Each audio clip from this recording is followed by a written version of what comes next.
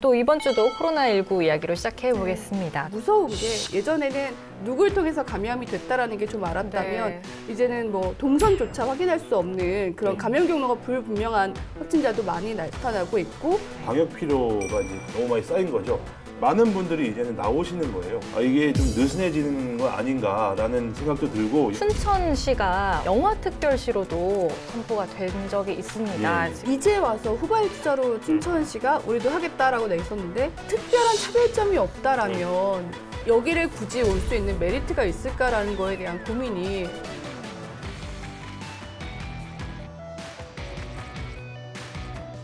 현장을 가봤어요. 가서 주민들을 만났는데 여기 영화 촬영 오라고요? 이렇게 얘기를 하시는 거예요.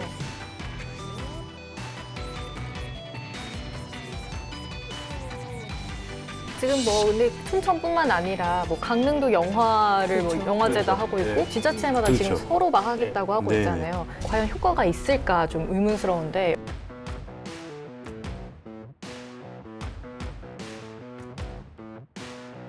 영화 산업은 철저히 민간 주도로 해야 돼요. 영화 촬영소가 잘 진행되고 보니까 춘천시에서 요거다 한 거예요. 민간 영화 산업을 육성하고 지원해주고 규제를 완화해주면 되는 건데 그렇지 않고 통째로 뺏어서 하려고 하는 욕심을 부린 거예요.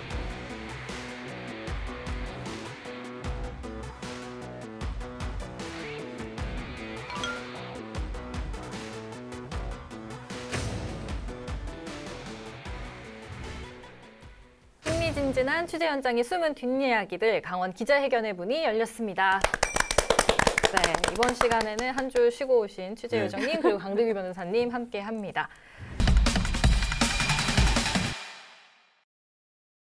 네, 지금 또 이번 주도 코로나19 이야기로 시작해 보겠습니다. 좀 지난주에 코로나19 확진자 수가 이제 600명대를 계속 유지해서 사실상 이제 4차 유행이 시작된 거 아니냐 이런 보도들이 좀 나왔는데요. 이 지금 확산세가 지난해 연말하고 좀 비슷한 수준이라고 합니다. 이게 그래서 지금 사회적 거리두기나 이런 방역의 지침을 지금 그대로 유지를 해도 될까 싶은 생각이 좀 들더라고요. 지금 어떻게 생각하시나요? 저희가 이제 녹화일 12일이잖아요. 12일 기준으로 해서 도내 누적 확진자가 2,400명 정도가 됐어요. 그리고 이제는 뭐 전수검사를 하는 지역도 많았었고 해서 누적된 진단검사 인원이 40만 명을 넘어서 40만 7천 명 정도가 되더라고요. 근데 기준을 봤더니 저희가 그래도 좀 이제 좀 줄어드나 보다 했던 때, 뭐 이제 연말 연초 되기 전 때 보면은 하루 평균 확진자가 뭐 한 6, 7명, 10명 이내, 그러니까 두 자릿수가 안 됐었는데 4월 달 지금 12일까지의 확진자 수는 이미 100명이 넘었어서 평균 확진자 수가 10명을 넘어 있는 상황이고요. 그렇게 봤을 때는 확산세가 정말 다시 좀 늘어나고 있다는 것도 배제할 수 없고, 그리고 일단 무서운 게 예전에는 동선을 파악해서 누굴 통해서 감염이 됐다라는 게 좀 알았다면 이제는 뭐 동선조차 확인할 수 없는 그런 감염 경로가 불분명한 확진자도 많이 나타나고 있고, 또 이게 뭐 변이라든가 이러면서 무증상자에 저희가 진짜 전수검사를 통해서만 확진자가 나오는 무증상 확진자도 굉장히 많이 나타나고 있어서 지금 정말 다시 좀 긴장해야 되는 시기가 아닌가라는 생각이 듭니다. 지금 또 문제가 되는 거는 이제 1년 넘게 우리가 이 거리두기를 하면서 방역 피로가 이제 너무 많이 쌓인 거죠. 저도 주말에 애들을 데리고 결국 이제 밖으로 나가게 되는 건데, 이 국립공원의 방문객이 지난 3일에 2,500명 정도였는데, 그러니까 일주일 후인 10일 이 한 7,000명 정도랍니다. 그러니까 177% 정도가 증가한 거고, 여기에 그 도내 고속도로 이용객들도 2일에는 한 37,000여 대였는데 이 9일에는 85,000대까지 늘어서 128% 정도가 증가한 거 보면 많은 분들이 이제는 나오시는 거예요. 나와 있는 거고, 저도 이번에 가서 이제 뭐 바람 그늘막도 쳐서 이렇게 한번 있어 봤는데, 근데 문제는 다들 마스크를 또 이제 그 텐트에 있을 때는 또 안 쓰시는 분들도 많이 있었고, 이런 것들을 보니까 조금은 이제 방역 지침도 조금 이제 변해야 되지 않을까. 그전에는 뭐 이렇게 뭐 몇 시 이렇게 딱 시간을 짜서 한 것보다는 또 다른 이제 지금 우리 피로를 좀 더 해소시켜 줄 수 있는 방역 지침이 세워져야 되지 않을까 생각이 들더라고요. 네, 지금 강원도는 18개 시군이 1.5단계를 유지를 하고 있죠. 그래서 뭐 식당이나 카페 같은 다중 이용 시설은 뭐 영업시간 제한은 지금 강원도는 없는 상황이 기간이라서 지금 뭐 수도권 같은 경우는 금요일에 원정 회식을 온다는 얘기도 있더라고요. 실제로 제가 지난주 금요일에 봤습니다. 정말요? 네. 강원도로 원정 회식을 오는. 왜냐면 네. 그 제가 어느 그 식당에서 밥을 먹고 있었는데 아는 식당이었는데 좀 분란이 발생했어요. 그래서 아는 식당 사장님이 제 변호사니까 가서 중재를 해달라고 해서 네네네. 제가 그러면 안 됩니다 이랬는데 가서 갔어요 또 말씀드리고. 근데 그분들이 자기들은 서울에서 놀러 왔다 얘기를 하더라고요. 예. 그러니까 오후 8시, 9시경이었는데 서울에서 놀러 오신 분들 실제로 제가 보고 이게 사실이구나라고 느꼈습니다. 저는 그 얘기를 들었었어요. 요즘에 어쨌든 백신 접종이 시작이 됐잖아요. 네. 그러면서 아르바이트하는 게 너무 힘든 종사자들이다, 뭐 일하는 게 너무 힘들다 얘기하시는데 오시면 나이 드신 분들 중에는 일부는 오셔갖고 뭐 접종했어, 네. 우린 맞았어라고 얘기하시는 분들도 있으셨고, 그리고 또 일부는 많이 오셔서 테이블 두 개 띄워줘 이렇게 얘기하시는 경우들도 있으신 걸 보면 이제 이게 백신 접종이 시작되면서 괜찮을 거라는 약간 막연한 의식들이 조금 더 이런 거에 대해서 긴장감을 좀 늦추게 되는 그런 상황이 발생하고 있지 않나 생각도 되더라고요. 그러니까 이스라엘 같은 경우가 56% 국민의 56%가 이 접종을 받으면서 약간 완화가 되긴 된 겁니다. 거기는 이제 마스크도 안 쓰고 다니는 사람들도 많이 늘었는데 우리나라는 아직까지 2% 네. 정도밖에 안 되잖아요. 이 정도밖에 안 되기 때문에 아직까지 그렇게 좀 느슨한 방역은 좀 섣부른 생각이다라는 걸 좀 더 시민들이 좀 알고 조금만 참아주셨으면 또 열심히 백신 맞고 하면 우리도 그렇게 할 수 있는 날이 곧 돌아오니까 조금만 참아주셨으면 좋겠습니다. 네, 지금 뭐 아스트라제네카 백신 같은 경우는 원래는 그 60세 미만 접종이 중단됐다가 12일부터 다시 이제 30세 이상은 접종이 재개가 된 상황입니다. 좀 강원도 내 백신 접종 상황을 좀 짚어보면 좋을 것 같은데요. 지금 요즘 상황 어떨까요? 이게 그 좀 황당한 게 2월달, 3월달만 해도 백신 접종이 4월부터 시작이 된다. 그때 나왔던 언론 보도나 기사에 가장 우려되는 것은 의사의 인력 수급 부족이었어요. 그래서 의협에 뭐 도움 요청을 하고 있다 이런 거였는데 막상 접종이 시작되니까 준비는 다 돼 있는데 백신이 안 오는 거예요. 정부가 홍보하는 것처럼 우리나라가 백신 접종이 행정적으로 굉장히 잘 되고 있다는 거에 대한 불신을 좀 갖게 되는 부분입니다. 그렇죠. 지금 뭐 아스트라제네카 백신 같은 경우는 사실 국내 문제만도 아니어서 네. 정말 백신 수급에 대한 문제는 정말 국가에서 어떻게 해결해야 될 중요한 문제인 것 같아요. 가뜩이나 불안해서 고령자들 같은 경우에 백신 접종 안 하겠다는 분들도 있고, 내가 선택해서 나는 이 백신을 맞겠습니다라고 할 수 있는 상황도 아니고 1차 접종으로 끝내는 게 아니라 2차 접종까지 가야 되는 상황이고, 뭐 안전하다, 유효지수는 굉장히 높다라고 얘기가 나오고 있지만 백신 접종 이후에 이제 뭐 고령자 중심으로 사망자도 좀 발생을 되고 있고 해서 이거에 대해서는 일단 정부 차원에서 백신에 대한 안전성에 대한 입증이 이루어져야 많은 국민들도 조금 더 자발적으로 그리고 적극적으로 백신도 맞고 그게 집단 면역이 형성될 수 있는 과정에 동의를 할 수 있고 준비가 되지 않을까라는 생각이 들긴 해요. 네. 이 안전성 확보를 이제 홍보를 위해서 자치단체장들 우선 맞으셨죠? 네, 맞았는데 네. 약간 논란이 있었습니다. 이게 단체장들이 뭐 75세 이상이거나 뭐 이런 거에 많이 빠져 있는 상황인데 굳이 맞아라 해서 이제 솔직히 맞기 싫은 분들도 꽤 계셨대요. 들어보면 내가 맞아야 되나? 왜냐면 괜히 이거 선거법에 또 걸리는 거 아니야? 했는데 지침상에는 이제 재난대책본부장으로서 맞아라라고 이제 하달을 한 건데 시장님한테 물어봤어요. 맞으셨어요? 맞았는데 자기가 본인이 주사 맞는 걸 되게 싫어하시네요. 근데 딱 맞았더니 안 아프더라.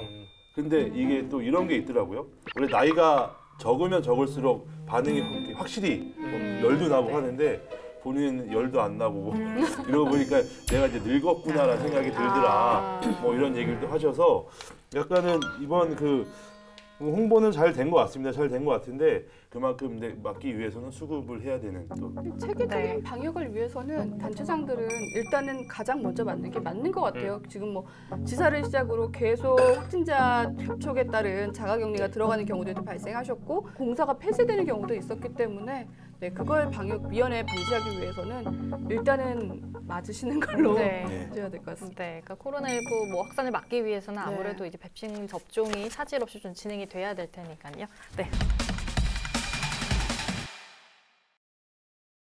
아무래도 뭐 어느 지자체는 도시 브랜드가 참 중요하잖아요. 뭐 도시 브랜드나 슬로건이 그 지역의 중점 사업으로 연결이 되다 보니까 지금 뭐 춘천시가 얼마 전에 또 법정 문화도시가 되면서 화제가 됐는데 영화특별시로도 선포가 된 적이 있습니다. 지금 이게 관련해서는 영화특별시는 좀 별다른 뭐 이슈나 성과가 없었던 것 같은데 선배님께서 최근에 이 춘천의 영화 산업 잘 진행되고 있는지를 점검해 보셨잖아요.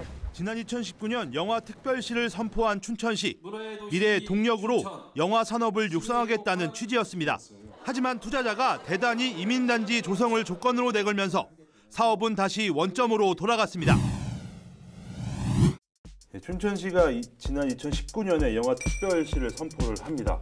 뭐 영화특별시라고 하면 지금 제일 영화로 유명한 곳이 어디냐면 부산이죠. 부산. 네, 부산만큼의 영화 도시를 만들겠다라는 이유로 영화특별시 선포하는데 그 당시에 되게 좋았던 게 남양주 종합촬영소가 문을 닫는다는 소식이 들리면서 자 그러면 춘천에 촬영소를 짓자.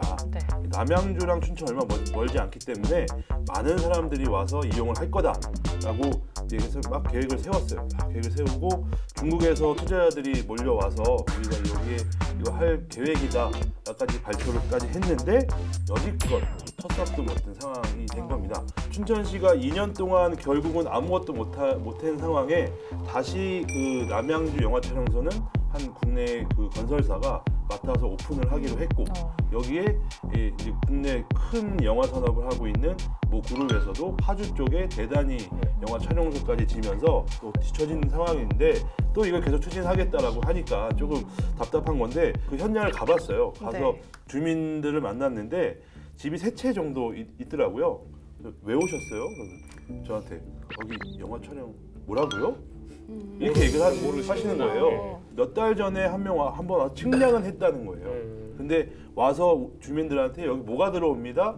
우리 주민 설명할게요. 이런 얘기도 없었고 거기가 시유지이기 때문에 본인들이 이제 이주를 해야 되는 상황인데 그것조차 얘기가 안 돼 있는 상황이었고 말은 영화특별시인데 아직까지 진척된 상황은 아무것도 없어서 조금은 안타까운 상황이었던 것 같습니다. 저는 장진철 기자님의 이 부분 취재를 보고 굉장히 환영을 했어요. 이런 취재가 드디어 나왔구나. 이게 영화인들하고 만나서 얘기 나눠봤을 때 반드시 필요한 취재였고 후속 취재도 계속 부탁드리는 것이 우리 사업이 관주도로 해야 되는 사업이 있고 민간주도로 해야 되는 사업이 있습니다. 뭐 전기, 수도, 뭐 도로 건설 이런 건 관주도로 해야 되고요. 영화 산업은 철저히 민간 주도로 해야 돼요. 아까 말씀하셨다시피 남양주 촬영소도 민간 건설사가 갖고 갔고 파주도 민간 뭐 대형 업체가 하는 것인데 근데 춘천시에서 구남도 같이 뭐 그런 유명한 작품이 많이 찍지 않았습니까? 공조나 구남도 같은 거. 그게 영화 미군 무대 위에 영화 촬영소가 잘 진행되고 보니까 춘천시에서 아 요거다 한 거예요. 민간 영화 산업을 육성하고 지원해주고 규제를 완화해주면 되는 건데 그렇지 않고 통째로 뺏어서 하려고 하는 욕심을 부린 거예요. 그래서 미군 부대지 위에 영화 촬영소가 임대차 기간이 만료가 됐는데 만료가 되면 협의를 해서 저기 좋은 부지가 있으니 걸로 옮겨라라고 안내를 하던가 아니면 임대차 기간을 늘려주던가 해야 되는데 뺏어오는 이런 양상이 과연 맞는 것인가? 저는 춘천시의 영화 촬영소, 영화 산업 육성하는 그런 방향이 굉장히 부적절한 정책이라 생각이 되고요. 왜냐하면 그렇기 때문에 영화인들이 마음을 떠났어요 이미.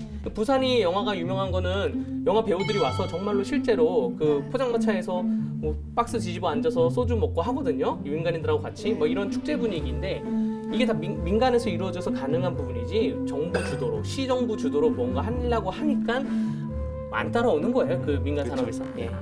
영화를 하면 떠오르는 도시들이 많이 있거든요. 근데 이제 와서 후발 투자로 춘천시가 우리도 하겠다라고 내셨는데 지역에서 모르고 있는 상황이 발생이 된다라면 특별한 차별점이 없다라면 여기를 굳이 올 수 있는 메리트가 있을까라는 거에 대한 고민이 그래서 그런 영화사들을 좀 끌어들이기 위해서 춘천시가 뭐 인센티브를 준다거나 그렇죠. 뭐 이런 사업들을 좀 했을 것 같은데 그게 좀 제대로 진행이 됐나요? 그러니까 인센티브 사업은 영화를 한다는 뭐 웬만한 도시에서는 다 인센티브를 뭐 해주는데 차별화된 전략이 아니네요. 그냥 근데 그렇다고 많은 돈을 주는 것도 아니에요. 내가 5천만 원을 썼던 1억을 썼던 100억을 썼던 이 지역에서 쓴 거에 몇 %를 환급해주는 이 수준인 겁니다. 그래서 크게 영화사들한테는 큰 도움이 안 된다는 거죠. 뭐 5천만 원 더 받는다고 뭐 큰 티가 안 난대요. 왜냐면 영화 제작비가 막 200억, 뭐 300억, 500억 이런 영화인데 인센티브 제도는 약간은 좀 차별화 전략이 필요한 것 같고 지난해 인센티브 제도를 했는데도 네. 받은 데가 한 곳밖에 없는 거예요. 오, 왜죠? 네, 그것도 겨우 11월 달에 한 곳을 했는데 그것도 문제가 많은 게 대상이 안 되는 조건에 안 맞는 데를 해서 준 겁니다. 네, 약간은 이상한 상황이었는데 춘천시는 영화산업위원회 그리고 네. 영화산업지원센터 이게 두 개가 있거든요. 대부분은 위원회 밑에 이렇게 이 사무국 형식으로 네. 이 센터가 이렇게 있는데 춘천시는 영상산업위원회는 춘천시 소속, 영상산업지원센터는 강원정보문화진흥원 소속, 소속이 다릅니다. 네. 그렇기 때문에 여기서 하는 얘기랑 여기서 하는 얘기랑 다른 거예요. 저는 그 두 개 기관 다 없애야 된다고 보고요. 철저하게 민간 주도를 해야 된다고 보고 영화인들이 바라는 건 그런 거예요. 춘천에 촬영을 하러 옵니다. 수십 명, 수백 명이 촬영을 해요. 엑스트라까지 하면 1000명까지 될 수도 있어요. 밥 먹을 곳이 없어요. 촬영이 밤생 촬영이잖아요. 밥을 새벽 2시에 먹을 수도 있고 아침 6시에 새벽 6시에 먹을 수도 있어요. 근데 식당이 문 연 곳이 없습니다. 그러니까 춘천에서 촬영만 하고 돈을 안 쓰는 거예요. 근데 우리 그 삼청동에 모 식당이 있는데 거기가 그 영화팀들이 22개 이상의 팀이 왔다 갔어요. 거의 네. 그 식당에 가면 쫙 있습니다. 영화팀도 왔다 간 배경이 쫙 있는데 그분이 이런 얘기를 하더라고요. 영화 촬영이 와서 수십 명, 수백 명이 와서 밥을 먹고 정말로 수십만 원, 뭐 수백만 원을 먹고 갈 수, 100만 원 이상을 먹고 갈 수도 있다. 왜냐면 젊은 청년들이 뭐 허기지고 밥을 먹기 때문에. 근데 이분들이 식당 잡기가 힘들어서 이 사장님께 매일 연락이 오는 거예요. 새벽 2시에 가능한가요? 새벽 1시에 가능한가? 이분은 문을 열어주다 보니까 영화인들이 거기가 소개해서 된 게 지금 22개 영화팀이 왔다 간다는 것인데 이런 식당 예약조차가 지금 애로사항이 있는데 이런 거를 해소해주지 않고 이런 거를 지원해주지 않고 무슨 위원회를 만들고 뭐 센터를 만들어서 사람 안 치고 이렇게 잔치를 벌일 일이 아니라는 걸 말씀드리고요. 두 번째가 영화 산업의 촬영소만 집중할 게 아니라 이제 요즘 영화 산업은 CG 산업이잖아요. 고성능 컴퓨터가 다량으로 필요합니다. 컴퓨터 산업의 가장 큰 맹점을 컴퓨터의 뜨거운 열기를 식히는 거예요. 그게 요즘에는 공냉 방식인데 춘천에 물이 많잖아요. 수냉 방식이 훨씬 적합합니다. 물을 끓여다가 컴퓨터를 식힐 수가 있어요. 수에너지 클러스터. 그런 방향으로 시가 그 기업 유치나 우리 물을 식힐 수 있다 이렇게 유치를 해야 되는 것이지 또 아니면 한 발 나가서 딥페이크 기술이라고 그래서 AI와 인공지능과 얼굴 뭐 속이는 딥페이크 기술 뭐 이런 거를 선도적으로 해야지 뭐 위원회 만들고 촬영소 만들고 삽도 붙이고 이거는 정말 아니라는 거를 정말 춘천시에 말을 하고 싶습니다. 정말 지역 특화 산업과 연계될 수 있는 그런 영화 산업이네요. 지금 말씀해 주셨는데 강원대학교랑 춘천시가 관련된 이제 CG나 이런 산업 인력을 육성하기 위해서 처음에 이제 같이 하기로 했었는데 네. 결국 이것도 지금 아무것도 안 되고 뭐 약간 둘 사이에 이제 뭐 예산 문제 이런 것 때문에 결국은 이것도 이제 안 됐고 그러니까 지금 말만 영화특별시인 상황인 거죠. 결국은 영상산업위원회도 지난 2019년에 딱 해놓고선 한 번 열린 거예요. 지금까지. 위원회가 여러 유명한 연예인들이 뭐 있다고. 박중훈 뭐 이런 분도 계셨는데 본인은 정작 내가 위원이야? 라고 소속이 돼 있는지도 몰라도 이런 상황이었던 거고 예산은 막 한 1년에 18억, 20억씩 지원해 주는데 영화 유치한 거는 근데 어느 기사에는 이렇게 나와 있더라고요. 뭐 영화를 유치했다. 네. 했는데 결국 이게 센터에서 유치한 게 아니라 그 아까 얘기한 민간에서 유치한 거를 그냥 본인의 실적으로 갖다 얹어놓는 상황인 거죠. 크게 이 재검토를 해야 되지 않나 이런 생각이 들더라고요. 지금 뭐 근데 춘천뿐만 아니라 뭐 강릉도 영화를 뭐 영화제다 그렇죠. 하고 있고 평창도 최근에 이제 뭐 종합 영상 스튜디오도 만든다고 하고 있고 지자체마다 지금 서로 막 하겠다고 하고 있잖아요. 이렇게 도시마다 같은 산업을 하겠다고 지자체들이 중복되는 게 과연 효과가 있을까 좀 의문스러운데 어떻게 보세요? 뭐 지방자치제도라서 각 기초단체가 한다는 자율성에 대해서 나무랄 수는 없지만 뭐 그 광역단체인 강원도가 이런 거 좀 조율을 하고 정리를 좀 해줘야 되지 않을까. 뭐 이 사업은 너네 중점적으로 여기가 했으니 너네 좀 참아라. 뭐 이런 식으로 해야 되지 않을까라고 저는 그렇게 좀 아쉬움이 있습니다. 네. 그럼 이런 쉽게 예로 주식도 그렇잖아요. 주식도 어서 막 오른대. 들어가 볼까? 그럼 이미 늦은 거예요. 예, 이 지금 각 지자체의 사업도 똑같은 상황인 것 같아요. 좀 얘네가 했으면 얘네 이거 했어? 그럼 우리는 요거에 파급할 수 있는 요걸 한번 해보자. 이렇게 해서 지역을 연계할 수 있는 사업을 해야 되는데 얘네 이거 했어? 야 우리도 이거 해보자. 얘네 대박 나면 얘네 쪽박 차는 거고 아니면 얘네가 만약에 진짜 얘기했던 영화 산업을 했는데 야 그러면 얘네 여기에 뭐 중장비 이런 게 들어가야 되니까 우리는 그런 거를 좀 특화해서 해보자. 라는 이런 걸 좀 이렇게 좀 연계해서 했으면 좋겠어요. 제 생각은. 예. 네. 속 시원하게 할 말은 하자. 강원도 열혈 기자들이요. 눈치 보지 말고 강원 기자회견으로 모이세요.